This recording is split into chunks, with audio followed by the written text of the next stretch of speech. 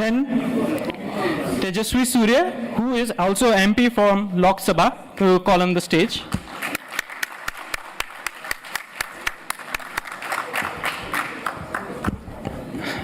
Annamalai, who is a former Tamil Nadu BJP representative.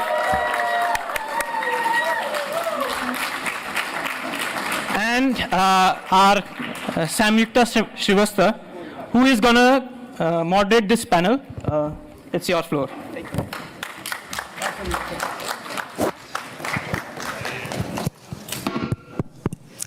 Hello, everyone. I know a lot of people have been waiting for this panel, so very, very honored to be able to interact with you all today. So today's session is framed around 3 themes. So we go into identity, growth, and then governance. And I think everyone is excited to get into it. So we will jump in.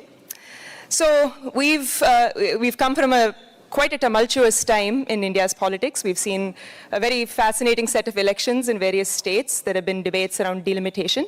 So my first question is addressing the question of identity. Shashi ji, you recently posted about the Kerala story, the true Kerala story, and that you say is rooted in Nehruvian secularism. And Tejasvi ji, you and Annamalai ji often have criticized this view, saying that it is a one-way secularism and antithetical to your ideas of Hindutva as a binding framework. Annamalai ji, you've also been very vocal of your criticism of linguistic politics, specifically in Tamil Nadu. And so we do see a confluence of identity and identity debates that are going on in India. So my question to the 3 of you, and I'll start with Shashi ji and then move to Tejasvi ji and then Annamalai ji, is what principles do you prioritize to hold India together if these different identities come into tension? And what are you willing to compromise, possibly, in order to preserve this national cohesion? Well, I'm not sure that any compromise is necessary, in the sense that what we have been able to demonstrate in Kerala over a couple of thousand years is that the formula is simply living together and accepting each one for who we are, which is very much the formula that Swami Vivekananda preached so effectively when he said that Hinduism has taught him that we're not just about tolerance, but about acceptance. And I think that's a very, very important distinction, because tolerance is at bottom a rather patronizing idea. It sort of seems to say, I have the truth, you are in error, but I will magnanimously indulge you in your right to be wrong. That's all tolerance is. Whereas acceptance, which is what Vivekananda taught, is essentially saying, I believe I have a truth, you believe you have a truth, I'll respect your truth, please respect my truth. And I think that has been the absolutely perfect formula that we in Kerala have practiced since time immemorial. It's interesting, for example, that the only Jewish diaspora in the entire world that has never known an instance of anti-Semitic persecution from the local population was the one that came to India. Acceptance, again, was the story. Similarly, when St. Thomas came shortly after Christ, I think he's one of the disciples of Christ, he was again accepted in Kerala. I must admit he was murdered in Tamil Nadu, but that's another story. Annamalai, no doubt, wasn't in the IPS in those days. And then you also have Islam coming to Kerala, not by the sword as the North Indians have their chip on the shoulder historically. In Kerala, we had Arabs coming to trade with us for 1,000 years before the Prophet. They would come when the winds were favorable across the Arabian Sea, settle in Kerala, marry locally, trade locally, and when the winds changed, they would go back. And this went on literally for centuries. And so people we were familiar with, we were used to seeing coming and going, they brought the news of Islam as news. And one of our kings, Cheruman Perumal, was so fascinated to hear about this prophet that he organized a flotilla to sail off to the Arabian Peninsula to meet the prophet. And most of the ships didn't make it. They got stranded in Maldives or Lakshadweep or wherever, but he apparently did. And one of the visual evidences of his visit is the fact that even today, south of Salalah in Oman, there are Kerala coconut trees growing there, which are not native to the Arab Peninsula. Now, the result of all of this was that people basically learned to live together. And when, for example, the Muslim community first, sometime around 700 AD, 712 or so, about the same time that Muhammad bin Qasim was attacking Sindh, in Kerala, when they were numerous enough that they needed a place to pray, they went to the Zamorin, and the Zamorin said, fine, there's a disused temple, you can have it. And to this day, the oldest mosque outside the Arab world is in Kodungalur in Kerala. It's gone through multiple renovations, so obviously it doesn't look like whatever it did way back in 700 AD, but there's still a gigantic traditional Kerala lamp at the entrance to the temple. Now, this is the way in which, to the mosque, and this is the way in which communities have lived together for a very long time in Kerala. And I believe that's the area that I particularly wouldn't want to compromise on. So what are the principles? Very simply, coexistence. And the logic, I've often said to my BJP friends, I don't understand why you would demonize and alienate and offend 200 million people in our country. Because even whatever you may feel or whatever your justifications may be, it's also unwise. Because all you need is 1% of them to feel that they have no stake in this society anymore because they're being made to feel so completely as outsiders or as others. Just 1%, and your country becomes ungovernable. Do you really want to do this? It's foolish. It's far better to embrace than to alienate, far better to unite than to divide. And that is a principle on which I don't see any room for compromise.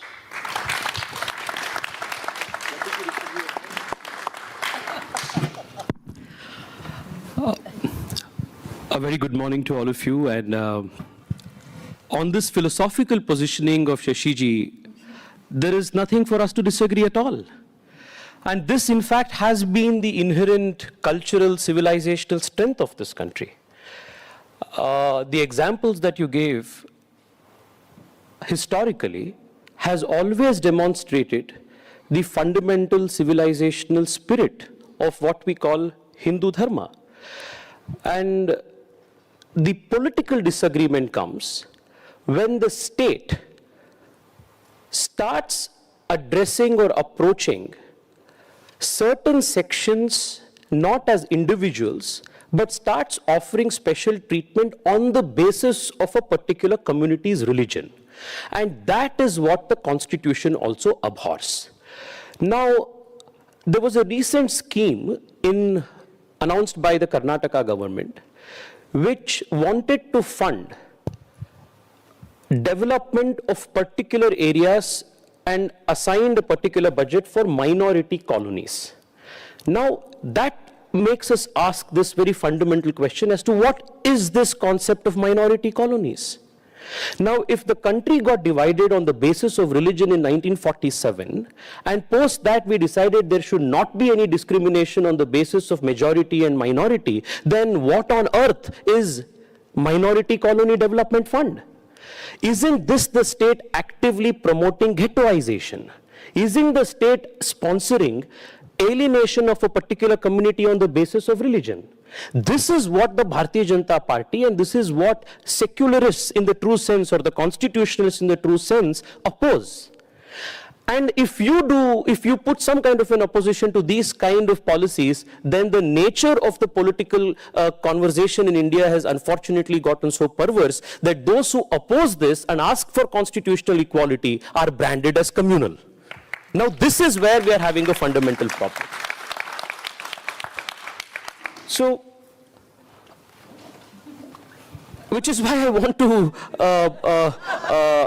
reiterate, Shashiji, that at the philosophical level, at the philosophical level, there is absolutely nothing to oppose, because what you said has been the position of Vivekananda, and that is the position of the Bharatiya Janata Party. And it took enormous amount of effort for the last 12 years to re-establish in the birthplace of Swami Vivekananda his own principles, and after the Bengal election results, finally we are seeing the resurgence of the same fundamental principle. I want to add just one point.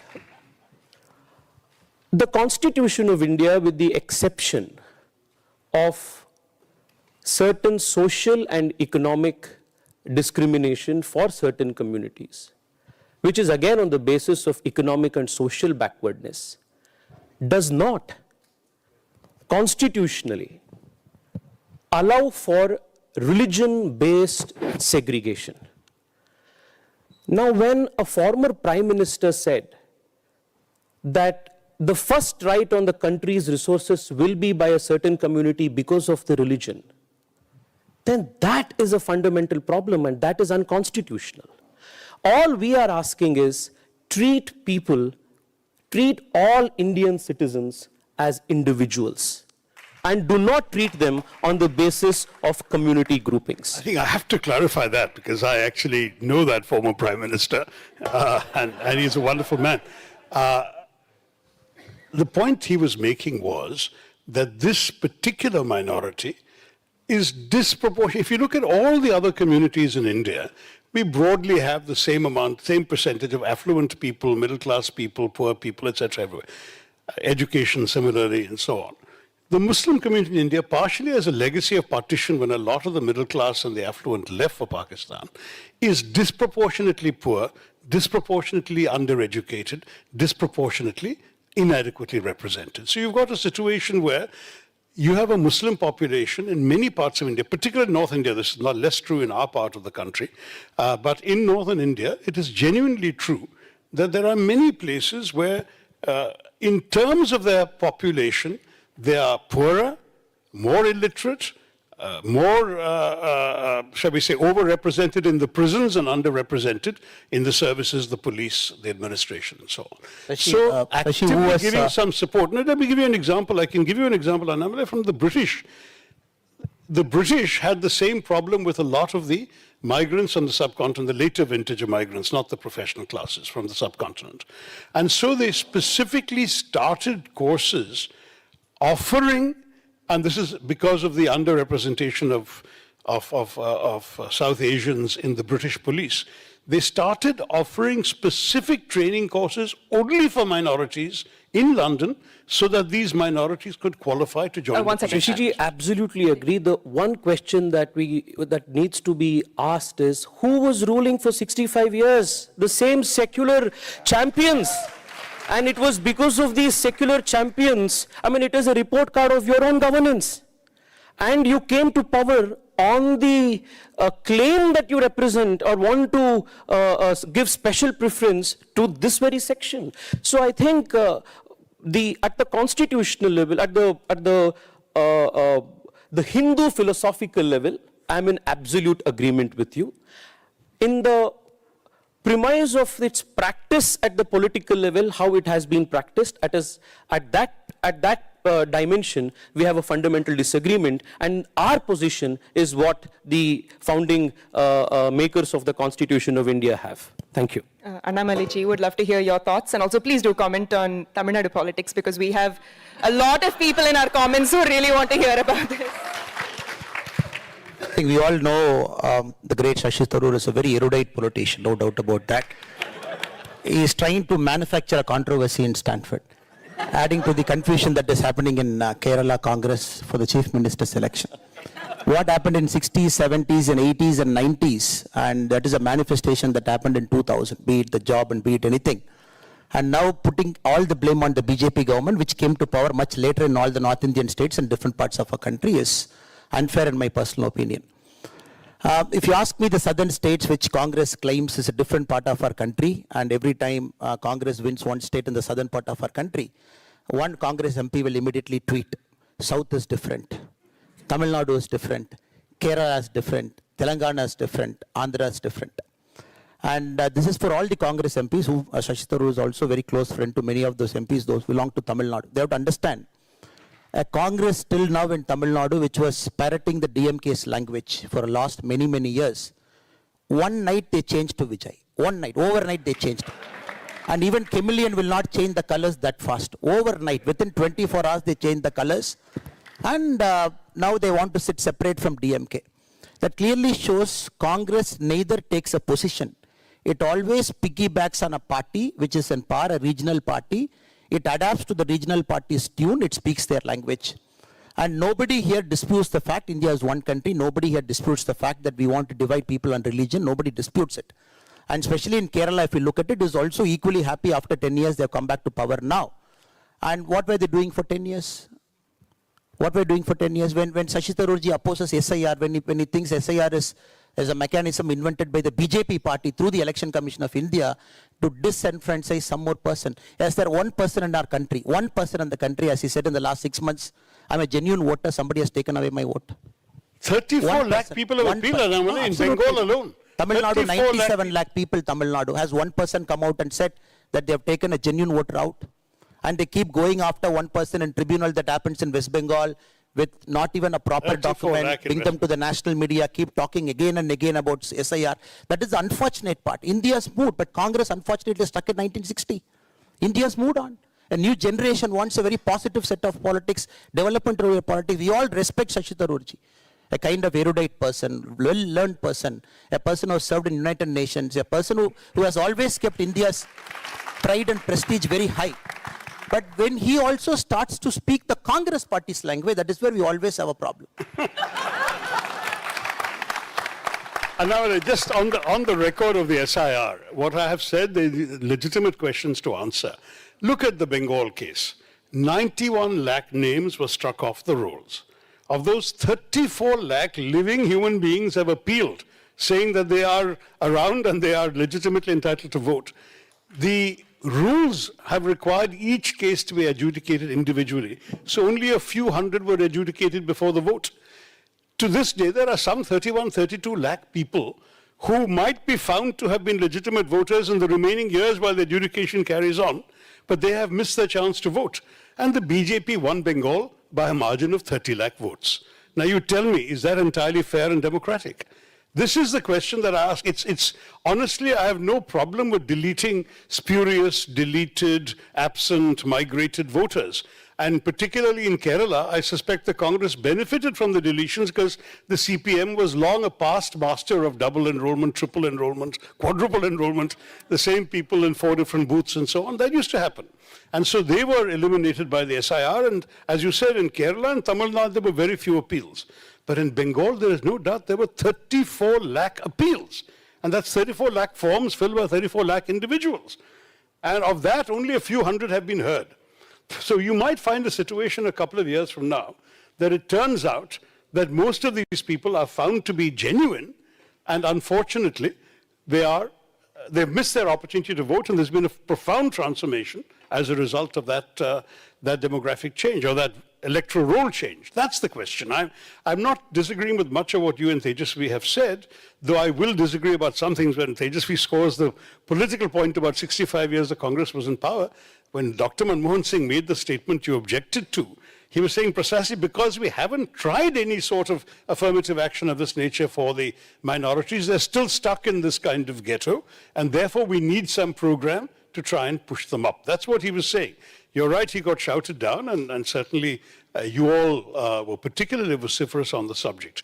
But I will say, Tejasvi, with the greatest regard for both you, Tejasvi and I traveled together on this Operation Sindhu delegation. Personally, I have a lot of regard for him and friendship for him, but I will say that this business of alienation comes from a lot of people who are not politically Congress or anything in particular, but who have just felt that somehow in recent years, in the last decade in particular, the kind of othering that has taken place of them from the official rhetoric spouted at the very highest levels of our government, ministers and politicians, has been profoundly alienating. And I've heard this spoken with a lot of sadness, not by firebrands or radicals or potential terrorists, to use the kind of language that we hear from the BJP, just from regular folks who said, you know, this is my country, my ancestors' bones have been buried in the soil for so many centuries. Why do they make me feel as if I don't belong here? And for that, there is no real answer. It's very much a chip on the shoulder that goes back to partition. And I would agree totally with them that partition was the original sin. Once you put this poison in that you are different because of your religion, you can't blame the other side for also saying, okay, in that case, you are different because of your religion. But those who stayed in India did not subscribe to that. And that's where I feel you guys are making a mistake in taking the line you're taking. Samyukta, I think it is my duty to clarify on the SIR part in Bengal because I was in charge of the party for about 6-7 states for the SIR process. So we should put it on record so that people should know, not get misguided. And Bengal is a very peculiar case compared to the rest of the India. Kerala, no issues. Tamil Nadu, no issues. Lakshadweep, no issues. Uttar Pradesh, no issues. Madhya Pradesh, no issues. Chhattisgarh, no issues. All the 12 states that happened in the phase 2 of the SIR. Now why Bengal? Bengal is a very special case. Over the last 10-15 years, if you look at the Form 6, which is a way for a voter to get added, a rampant distribution of Form 6. In the Trinamool Congress government, anybody can just walk in, generate an Aadhaar card, using an Aadhaar card, generate a ration card, submit a Form 6 that gets documented somewhere into the government system. When the SAR happens 10 years later, you claim that it is already documented 8 years before because somebody has given you a fake Form 6 and some tahsildar has taken and put it on the system. Now that is why for Bengal, the Supreme Court has said there is a special clause. The special clause is a logical clause. If you claim your age is 24, 20 years later, what was your age? Please prove your parent was here, your grandparents were here. So let us not confuse all those things. So Bengal is a Supreme Court monitored SIR process. Adequate number of time is given. Let Shashi Tharoor is free to have his own opinion, but we believe it was a very fair process done by the Election Commission of India. But coming to the Tamil Nadu part, which you asked in the first instant, which I failed to answer. Tamil Nadu is a black swan event. It happens, and it's a good thing that happened. And just like the startups here, and a rupturing of the system has to happen at some point of time. The system got overloaded too much, and national parties were also not very bold to go beyond Vindhyas and take the bull by its horn. And they had this kind of a trepidation to go on. And the weight was too much at the top, and Dravidian political parties and language model and national parties were also afraid this is the way to go because you want to deviate from the norm. The regional parties, the so-called partners were with you. They thought you are taking the wrong route. And I believe it's a good thing that happened for Tamil Nadu, a rupturing that happened, a black swan event. Now we are there to go and clear it in the next 5-10 years. We will do the clearance. So that is not a big thing. And I always welcome it. I'm very clear from day one. And a person who has done 9 political meetings and a person who's a superstar, on top of it promising 2,500 rupee per vote, on top of it promising 1 sovereign gold, on top of it promising 1 gold, 1 silk saree, on top of it promising agriculture loan waiver, on top of it promising everything. Yeah, I'd like to actually, so it's a good thing that happened, but whether it's a right thing that happened, so that only 5 years later we will say, but it is important, very matured, established political parties, they can go inside and do the clearance 5 years from now, what is going to happen in Tamil Nadu. Actually, yes, I'd like to ask all 3 of you to comment on the politics. On the SIR, I just have one more point to add. All the 5 states that went to elections had this SIR exercise. And by the very own admission of the Congress party, with the exception of Bengal, there was no large-scale appeals of the nature that we faced in West Bengal. Now, why did this happen in West Bengal? There has been a concerted effort over the last couple of decades to actually create and foster vote banks by including those who are not citizens of India to become part of the country's electoral rolls. I was in West Bengal for almost 2 weeks campaigning in the border areas. There is an engineered attempt at actually creating, nurturing vote banks. And if the argument of the opposition is that citizens of a different country must also be eligible to vote in India, then we will oppose that tooth and nail. The Constitution does not permit for this, the BJP will not permit for that. Therefore, the exercise had to be conducted. And this is not the first time that SIR was conducted. The Congress party has conducted SIR multiple times earlier. But if the Congress does it, the SIR is fine. If the BJP does it, the SIR is not fine. This is the problem. I'd like to switch gears a little bit. I know this debate we could probably take on for another 3 hours, and I know everyone's really enjoying it. But I want to switch to something the 3 of you actually are in agreement about. So that's the question of urban governance. So Tejasvi ji, you've spoken a lot about your plan for Bengaluru's in terms of waste management and improving infrastructure. Annamalai ji, you've spoken a lot about the management of flooding specifically in Tamil Nadu and some of the policies you disagree with on that track. And Shashi Tharoor ji, you've spoken a lot about air quality in India, and I'm sure that's a concern for many young citizens who are here who want to go back to India and work for the country. So in that order, I'd like to ask you all, what if, let's say, this is a safe space, what would be the one thing you would do, minus any, if you could wave a wand and do one thing that you think would improve urban governance in India and solve some of these infrastructural challenges, what do you think would be your top? I'll start with Tejasvi ji, and then we'll... Yeah. Well, in the keynote, Arvind Panigaria ji made a mention about how urbanization can actually unlock a great economic potential for India. And I think in the coming decades, India needs to make concerted effort at not only a series of big bang urban municipal reforms, but also really building world-class cities. Now, I'll give you an example. I was in Tokyo a couple of months ago to study their public transportation, and we had a conversation with the mayor of Osaka. Now, there was a suggestion that came that Bengaluru and Osaka must come up with a sister city agreement. The consequential question was, now who should the mayor of Osaka talk to in Bangalore? Very good point. Now, this may come as a surprise to many, of course, not for the Bengalurians sitting here. The last 7 years, we don't have a functional corporation in Bengaluru. We don't have a mayor in Bengaluru in the last 6 years. And this is not the case with just Bengaluru. This is a case with many, many urban municipalities and cities in the country, because the 73rd, 74th amendment that was carried out to the Indian Constitution, empowering our municipal and urban local bodies, did not truly, in the true sense of the Constitution or the spirit, empower financially, politically our urban local bodies. I remember Shashiji had also piloted a private members bill in the parliament to actually strengthen the electoral and political and financial empowerment of the urban local bodies. I think that is a fundamental problem. Bengaluru, a city of 1.5 crore people, in the last 7 years has been administered by 2 bureaucrats.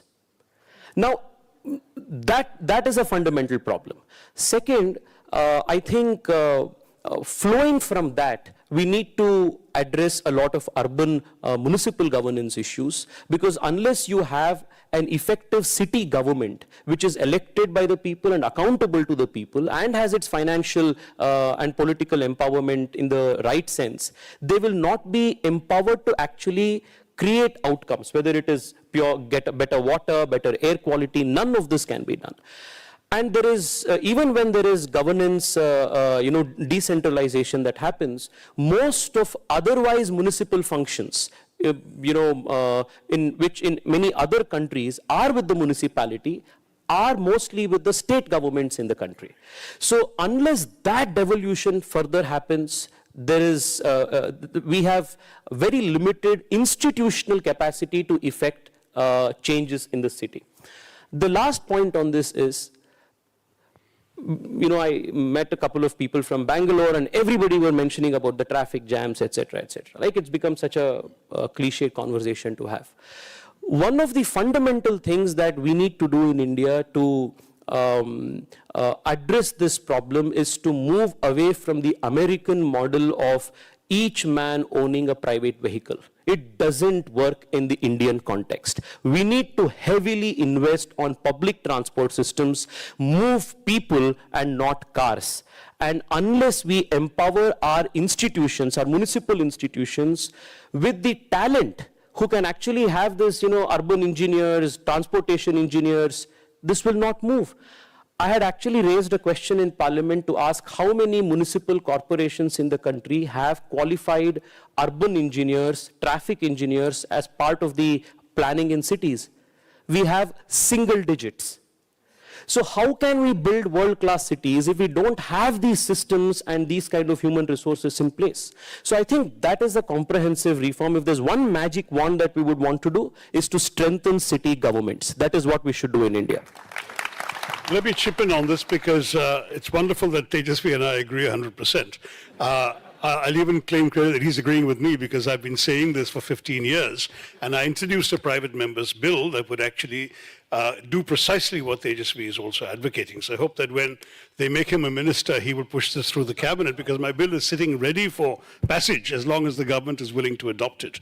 Bottom line is this, and it started off when I learned that if a business wants to open up in China, they would simply go to a city or town mayor, and that individual has the authority to approve the business proposal, to allocate the land, to give the electricity, the road connections, the access to the ports, and of course, being China, even to decide how many workers and how the workers would be paid and tell them to behave and cooperate. It was an astonishing level of power, Whereas if the same business guy comes to an Indian mayor, he'll discover the Indian mayor is the glorified chairman of a powerless committee, that the Indian mayor has absolutely no authority in any of this, has no budgetary control over anything, that the municipal corporation consists of councillors who also have no power. They chair committees which have, again, no budgetary authority and no clout. And the real power rests in an IAS officer called the municipal commissioner, who reports to the chief minister of the state, and therefore, de facto, the city is a toothless body and the mayor has no significance.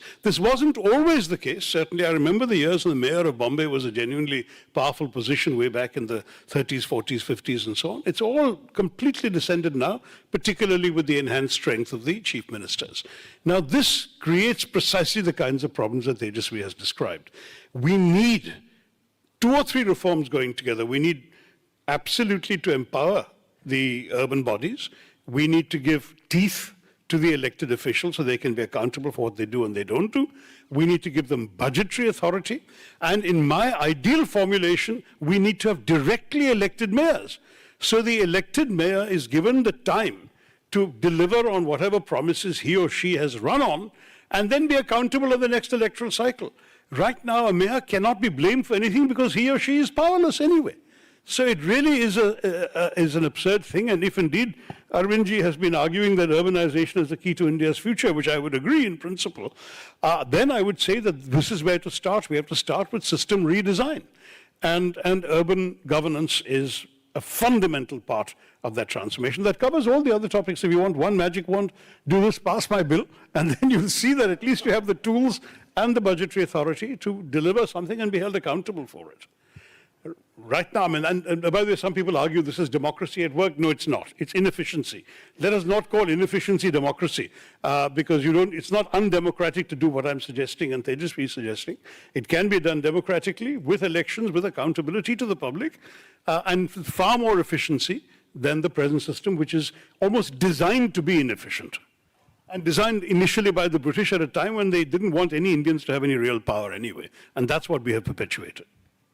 Samyukta, I think Chennai is your city. You must have seen this very famous photograph of M. Karunanidhi in 1970s wading in a knee-deep water, his waist up to his knee. Then in 2000, we saw Mr. Stalin again wading in the water. Then Udayanidhi Stalin. Three people in one family in 40 years, 3 generations wading. Now, yesterday, Mr. Vijay took oath in a suit. I'm wondering how is he going to wade water next year. But to put things in perspective, we tried with direct selection of mayor. People elected a mayor. Mr. M.K. Stalin himself was a directly elected mayor of Chennai. Unfortunately, when we took the system away by horse trading, councillors, somebody coming as mayor, we killed the whole system of political accountability there. And if you look at a great city like Madurai, which is supposed to be in existence in 3 Sangha literature for 4,000 years, among the Indian cities in garbage collection, with more than 1 million population, it comes 40th out of 40th. It's a very poor state of affairs because in a dynastic political structure, I don't want the mayor to overshadow Mr. Udayanidhi Stalin. So I want to keep a mayor a dummy or very inefficient person so that Udayanidhi Stalin will appear to be an efficient and intelligent person. So you put all the mayors in such a way who are unqualified for the job, politically incompetent, just to show a dynasty is much superior to you. We have killed the complete urban governance. I'm glad 2 great MPs here because they come from 2 great cities, Thiruvananthapuram and Bangalore South, and private members bill, accountability, and he took about 16 days time to go to Tokyo, urban governance fellowship sitting there. I'm sure when MPs like them sit in parliament, push for some course correction, when politicians listen to them, direct selection of mayors, training them, building good institutional skills inside it. It's a long shot, but sir clearly pointed out, Tamil Nadu, we are already 60% urban. We can't complain now. We are 60% urban state. And people just don't want to live in urban cities now. I hope people like them rectify it. Annamalai made a very interesting point on why the political economy is not incentivized to empower mayors. 60% of Karnataka's GDP comes from one city, Bengaluru. Now, which chief minister would be politically incentivized to create a mayor who controls 60% of the state's GDP? Therefore, we have a very unique position where the chief minister wants to do mayoral duties and the deputy chief minister and the chief secretary are doing the duties of a councillor. This is the reversal that we are focusing on. And while we speak about 60% urban in Tamil Nadu, we have had this conversation many times. He has educated me on how Tamil Nadu has an industrial belt starting from Salem, Coimbatore, all the way to Tirupur. It's a state that has multiple economic clusters. Whereas in the case of Bengaluru in Karnataka, you take away Bengaluru out of Karnataka, then 60% of your GDP is gone. But the chief minister, instead of increasing the pie, by actually focusing industries and growth in North Karnataka, in Kalyan Karnataka, the Hyderabad, Mumbai Karnataka, from where there is large scale migration of young people towards Bengaluru, he is now focusing his main responsibilities like the mayor of Bengaluru, because of lack of political devolution of power. But while we are here, we must acknowledge, I thanked Arvind Panigariya earlier as well, in the 16th Finance Commission, he has recommended devolution of funds to cities that have 1 million plus populations, higher than ever done before in India's history. So that is going to create a lot of capital and make 1 million plus population cities in India much more livable.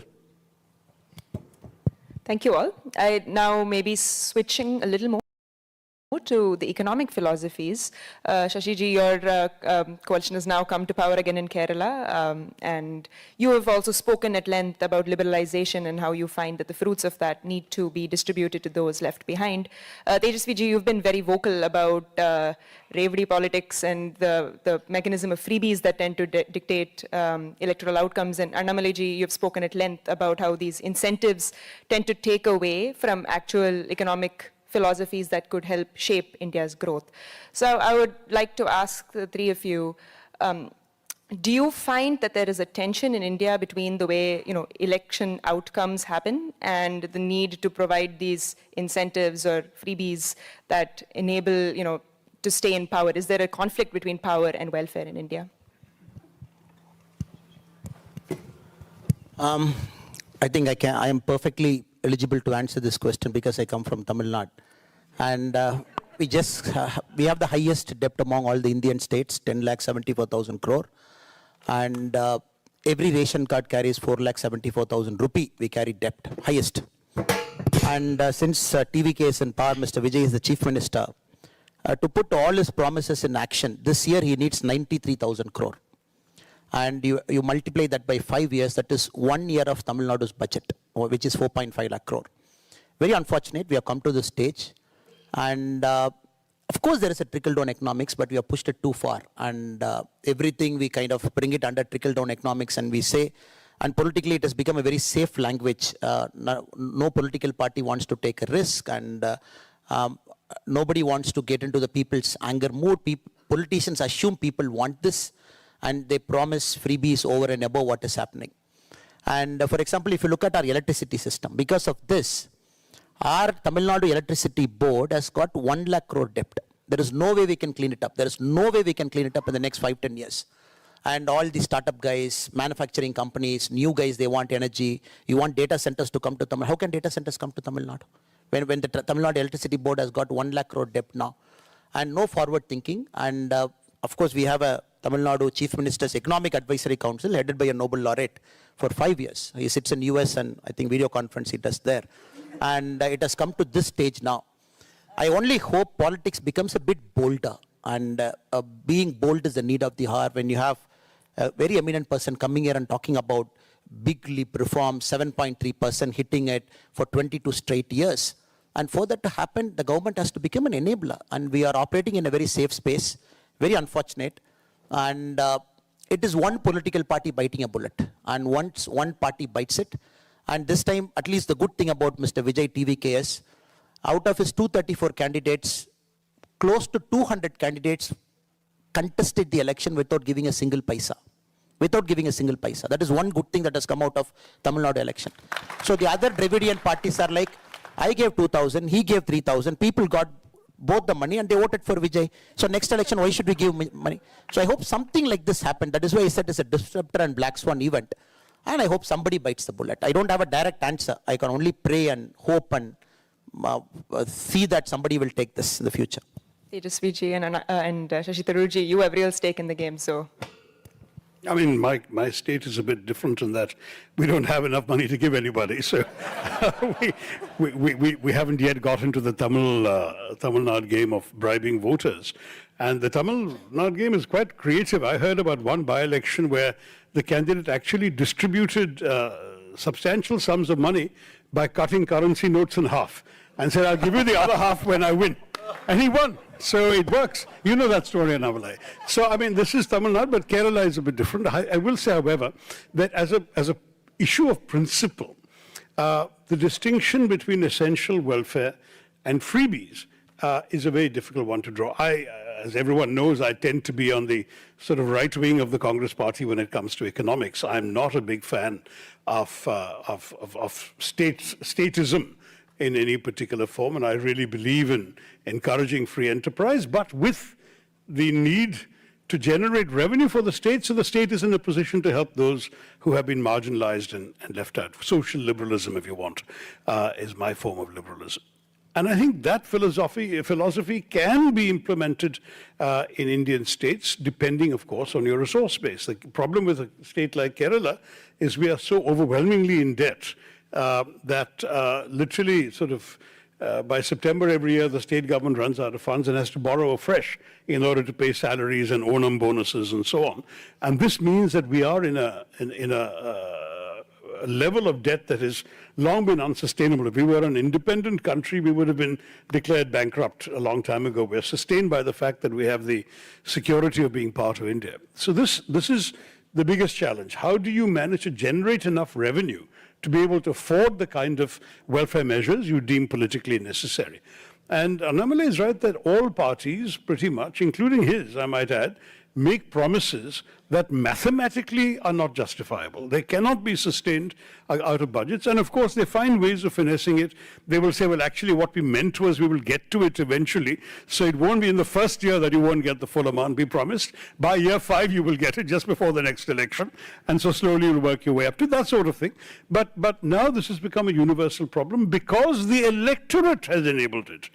30 years ago, I wrote a book called India from Midnight to the Millennium, where I talked at that point about this precise phenomenon, which had happened in Andhra Pradesh, undivided Andhra at the time, when the parties were competitively promising rice at 3 rupees a kilo, 2 rupees a kilo, and 1 rupee a kilo. And I said, I mean, this is going to be absurd, and sure enough it was. And then Chandrababu Naidu actually tried to argue the case at that point. In talking about the 90s, the book was published in 97. Tried to argue the case that this is not something the state treasury can afford, that we have to generate revenue, so I'm not going to make these promises. And he promptly lost his attempted re-election. So the voters want these promises, they want these freebies, and that's unfortunately something which, in a democracy, remember, India is the only known instance of a democracy that has actually empowered voters to make these decisions, while a majority of the voters are still, by global standards, living below the poverty line.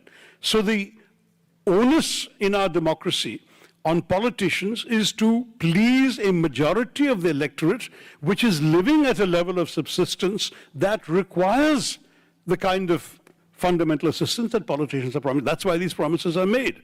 And while Tamil Nadu might be extreme in the kinds of gifts that are doled out and so on, as a general proposition, this is a circle we all have to square. And it's not easy to figure out, but there's got to be some limits, whether those limits are to be introduced by the judiciary, which has been making more and more adverse comments about this practice, whether it's introduced by law, so that the law can tie everyone's hands equally so that parties can't competitively outpromise each other, I don't know. But at the moment, we have this phenomenon across parties, and as I say, the BJP is not an exception, and in every case, they are, at bottom, unsustainable. Tejasvi, please, your comments before we turn it over for questions. I think both have very comprehensively answered this question. There is only one other dimension I want to add. If you look at the manifestos of all political parties these days, and I say this with a lot of responsibility, more and more every political party's manifesto is turning out very similar. There is no distinctive economic philosophy that you kind of understand if you look at the manifestos. That is the fundamental challenge of a competitive democracy.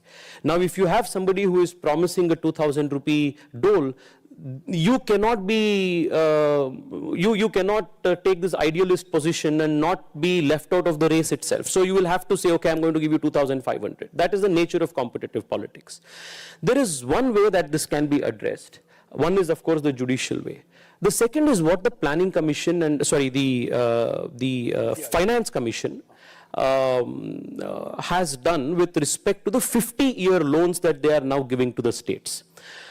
Now, between 1980s to 2024, the Maharashtra Industrial Association, it's called Mitra, they conducted a survey to understand how devolution of funds tied to capital expenditure will actually result in poverty alleviation.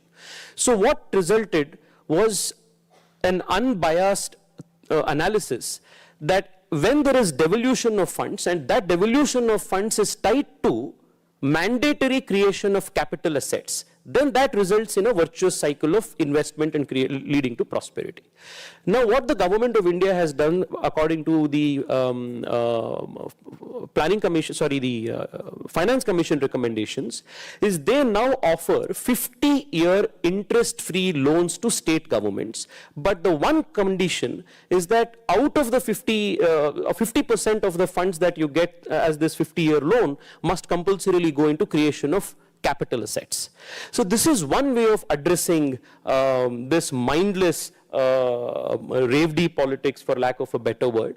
But this is a challenge to India states. Largely, if we are looking at the economics of India states, more and more it is being, it is evident that many states are now on the path of not actually meeting their fiscal targets. This is a very serious issue. And across the board, serious political parties should actually consider addressing this within the economic and institutional frameworks. This is something that we need to address comprehensively. Thank you so much. We will be going over for questions. There will be a lot. We can do 3. We'll start with Arunji.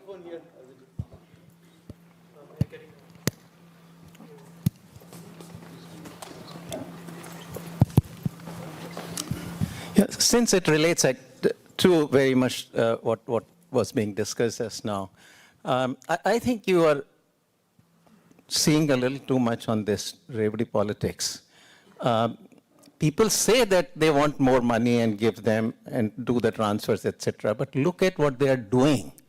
People are not voting for the parties that are necessarily promising.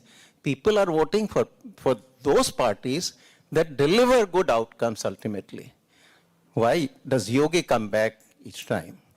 Why did Naveen Patnaik come back 5 or 6 times? Why does the Gujarat government come back since 2001, one after the other, they have won back the elections?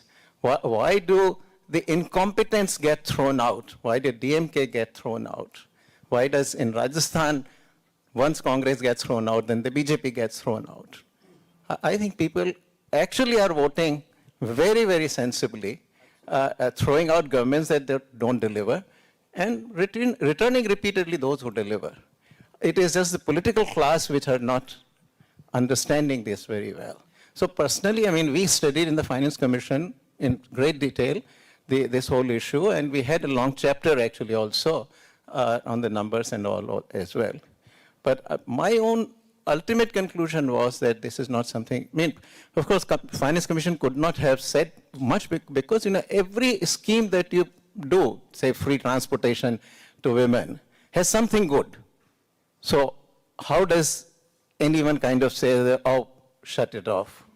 So it's very difficult to take an objective view. There is no easy way to do it. So we didn't take a view there. We just documented the subsidies and all. But I was personally less worried about it. I think this culture will gradually go away. I mean, look, the Congress has been the one that has been promising the most How many elections has Congress actually won? So that's my kind of thought that I mean, I'm less worried. I think, people know what they want and how they're voting in a way. It's only the political class which have to perhaps catch up with the reality. And hopefully they will actually, in many of the states, they are catching up. Okay, I'm going to take three quick questions. 1, 2, and then I'm going to go over there, 3, white. 1, 2, and person in the white. So we'll start here. Namaste. There's a lot of talk about the delimitation bill that was in Parliament. It didn't go through. Just want to hear your comments on that. Why didn't it go through, and what are plausible formulas that we can have that going forward, especially in the southern states? So. Please, we request that you keep it brief because we do. No, I didn't vote against. Well, we voted against the Trojan horse of bringing delimitation in under the mask of Nari Shakti, of women's empowerment, but that's another issue. Now, on delimitation, very simply, what is the issue at the stake? I mean, both Tejasvi and I spoke in that debate, and the way it's being couched, essentially, is that we need to redelimit because one citizen, one vote, one value is the core principle of the Constitution. Since the freezing of delimitation of Lok Sabha boundaries, according to the census of 1971, we have a situation in which undoubtedly the northern states, which population has grown by leaps and bounds since, each MP represents a larger number of people than a southern MP because we have been controlling our population and curbing numbers, and they've gone down. Now, the problem with this, of course, is that if you follow purely one citizen, one vote, what you're going to end up with is a situation where there will be a disproportionate number of MPs for the Hindi heartland states, which are the ones whose population has burgeoned dramatically, and the southern states will feel disenfranchised because on many issues, an absolute majority, and quite conceivably before too long, a two-thirds majority, will belong to the states in the north, who will then be able to impose their view on. I mean, I've noticed, for example, every year some chap will stand up and want to pass a law saying that Hindi should be the national language, and the Tamils will immediately get up and scream. Now, what happens if they actually have the two-thirds majority to make that a law? What happens to national unity? So these are fairly important questions. The Constitution calls India a union of states. And so the idea is, in addition to one citizen, one vote, you need a counterbalancing principle of one state, one equal partner in the federal arrangement. And how do we find that? These debates have taken place in other democracies. In America, they worked out the Connecticut Compromise, whereby the lower house reflected population, and it keeps getting changed depending on demography, but the upper house is equal, so a tiny state like Vermont or Delaware has the same number of senators as California or Texas. And this is something which is a way of balancing, because also the Senate in America has far more powers than the Rajya Sabha does in India. There is a second formula that we need to think about. Is it not time for us to reimagine our entire federal structure? Does it make sense to have a state like UP with 280 million people? Should we not seriously empower a states reorganization commission? When Mayawati was chief minister of UP, she passed a resolution demanding that UP be broken up into 4 states. Now, if you were to be able to do that, if Maharashtra became 2 states, whatever, you can look at the possibilities. You may have more states in India, and then each of them could have equal upper house representation without it being so anomalous that Sikkim has the same number of Rajya Sabha MPs as UP. Wouldn't make sense, but if UP were 4 states, it might be more balanced. There is a third possibility. The European Union also has a problem of powerful states and poorer states, which is done through a principle of digressive proportionality, where yes, the larger states get more European MPs because they are larger and they have more people, but it's not strictly according to population. There is a floor below which the smaller states don't sink, and there is a ceiling above which the larger states can't go. So again, balance is brought about. Finally, in India, there is one more complication, which is that it so happens that the less populated states are also the ones contributing most to the national exchequer. States like Karnataka, Tamil Nadu, even Kerala with its remittances, give a lot more to Delhi than they get from the Finance Commission. Arunji is still sitting there. There's been complaints and concerns about the proportions allocated to various states. So we're the only such example in the world. In most other countries, the richer states happen also to be the more populous ones. Italy, for example, which had similar debates. In India, it's the opposite problem. And that could result in serious challenges to national unity. And I've summarized all this as quickly as I could.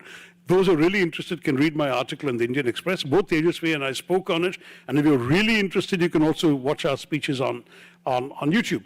The bottom line is what I believe we need is a grand national consultation on these issues. In the normal course of events, thanks to the constitutional amendment passed by the present government, you will have a census that will come through sometime between 27 and 29. Those figures will then lead to a delimitation, and probably around the time of the 2034 election, you'll have a new map of India, politically. Between roughly 27 and 34, you need to have a profound debate about the future shape of this country for the next 50 years. And that debate is something that I've been calling for because it goes to the very heart of Indian unity. We all love India, Indian civilization, Indian unity, the Indian idea, the Indian cricket team, whatever. But how we design that India politically is going to have far-reaching implications for how we get from here to there. If you allow it simply to go through this mechanical thing, or worse still, pass a delimitation bill in haste, you end up really jeopardizing the unity and future of India. That's the broad answer from my point of view. Now, giving you the other perspective, which is the right perspective also. Now, where do you see your MPs in India? I see my MP only in the newspaper. 22 lakh people, 25 lakh people, 30 lakh people, 3 million. They vote. Only time as MP does some ribbon cutting, we all see in the newspaper. Now we can keep speculating options, we can keep giving grand bargains, but India needs a solution. Tamil Nadu's TFR is already at 1.4. We are one of the lowest in the country. We are at 1.4. 2026, whatever the parliament restriction was put 50 years before, 225-year extension is coming to an end. Census numbers will come.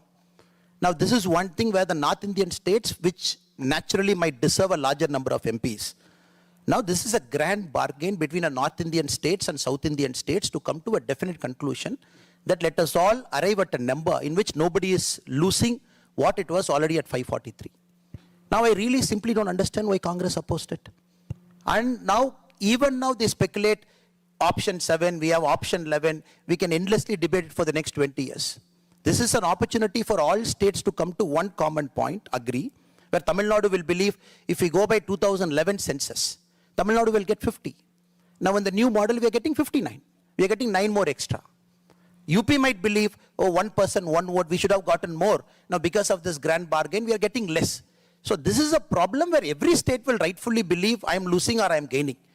When the central government has proposed a concept where let us arrive at a solution where nobody is losing, nobody is gaining. 50 years it has kept us from now. Now we have to just push it further. And now again you start a debate, again states like Tamil Nadu, which rightfully, after 1965 agitation that happened, which torn apart the state, again we go for it. I don't think we'll find a solution, which I particularly believe, Shashiji with his eminence can argue, put in the parliament as different perspective, but this is a solution we are arriving at. And now when they say it's a Trojan horse, Nari Shakti, today we are on Mother's Day. And India rightfully is demanding a 33% reservation, rightfully. Pass it today, we'll vote for it. Today, you can vote for it immediately. Don't link it to delimitation. No.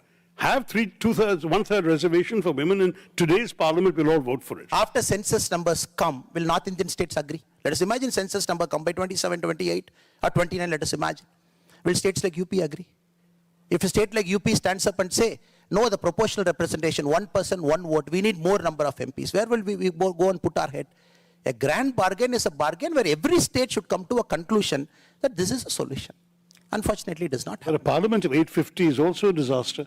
As it is with 543, many people don't get a chance to speak, to debate, to discuss. I'm seeing the MPs only in the paper, sir. At least That's let me what have the opportunity so to then see the MPs. we also need to work out what the MLAs do, what the councillors do. Agree, sir. Especially That their part I empowered, agree with and what the MPs do, so we can have a distinction rather than going to 850. We will move to the next question because this is. Can I take 30 seconds? Okay, quickly, please.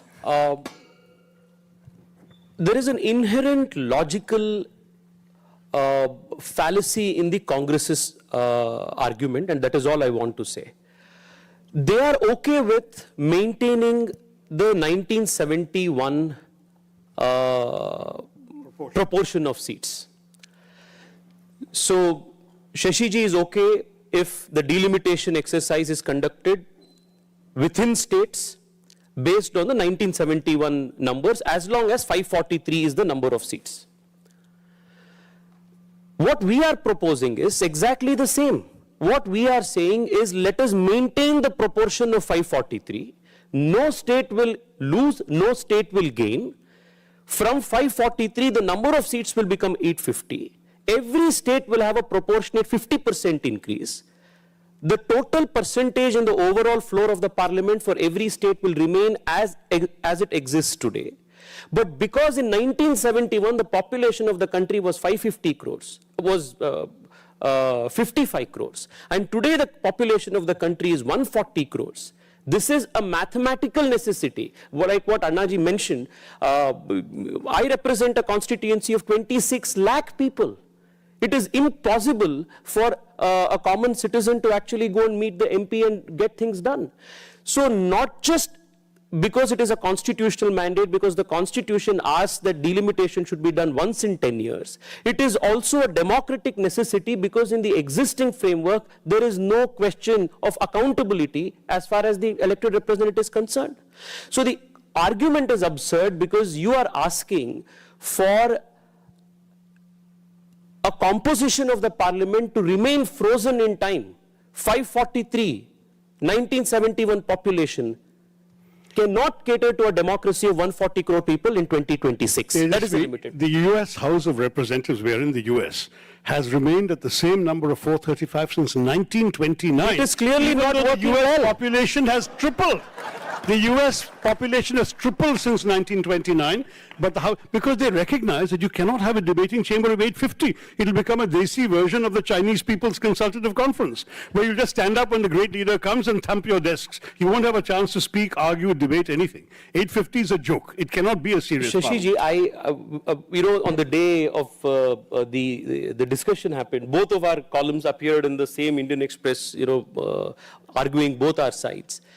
The Indian Parliament was sitting for about 150 to 160 days in the 1950s and 60s. In the last, and there's a decline that is happening. Now we see around 55, 56 because of the disruptions of the Congress. You don't allow for the debates to take place. No, coming back, the point is, if you are increasing the number of seats, please also mandate an increased sitting of the parliament. Correct. So it is, you shouldn't be taking away the right of a citizen to be represented effectively, accountably, by making an argument that 850 is too big a number. It's a country of 140 crore people. You need a big parliament because I want to speak to my MP. I want to meet him. I want to know what he is working on, and I want to hold him accountable, which I'm not able to do with a 26 million electorate today. 26 lakh electorate today. That is the limited point. We want to make democracy accountable. We want to ensure that there is an accountability between the voter and the elected. And while doing all of this, we want to ensure that neither the North nor the South feels somebody has lost and somebody is unfairly gained, while also maintaining the principle of one person, one vote, that is sacrosancting the constitution. Now the other argument that one of your colleagues gave was linking the number of seats to the GSDP of a state. Now how absurd is this? It's such a cyclical number. 6 months the GSDP is high, so you increase the number of seats. It's a bad monsoon year, so decrease the number of seats the next year. These are the illogical arguments put forth by the opposition. It doesn't work. We had proposed a very responsible, very workable, practical solution. Maintain the proportion as it exists today. 50% increase flat for every state. Constituencies will be made smaller. Democracy will become more accountable. And this was what I think is the only practical solution if we actually want to have 140 crore people adequately, effectively represented. We will have to cap the discussion because we are running out of time. I'm going to ask each of you very short, 15 seconds, I'm timing it, your short message to the Stanford community and to the folks who have gathered here. Very short, 15 seconds, go. I'm not known for brevity, besides it's 2 to 1 right here, so I get twice the length. Yeah, I get 30 seconds. No, honestly, all I would say to the Stanford community is please stay engaged. I'm so glad that you're having this kind of discussion. And the more you stay involved in what's going on in India, you all have tremendous ideas to offer. You're doing cutting-edge work and research in a lot of fields that are relevant to our country. Stay engaged with us. I mean, what we're talking about is only one aspect of it. There's so many others discussing so many things. give us an opportunity to share our current thinking. In turn, please influence our ideas and thoughts so that when we go back to India, we go with some of the latest cutting-edge thoughts that you've all got in your respective fields. And let's try and keep this dialogue going. The diaspora, I've often called the National Reserve of India, not just the non-resident Indians, the National Reserve of India. And we need to be able to count on your continued engagement, support, and goodwill in the time ahead. It's not always been there, so I hope it'll come. Thank you very much.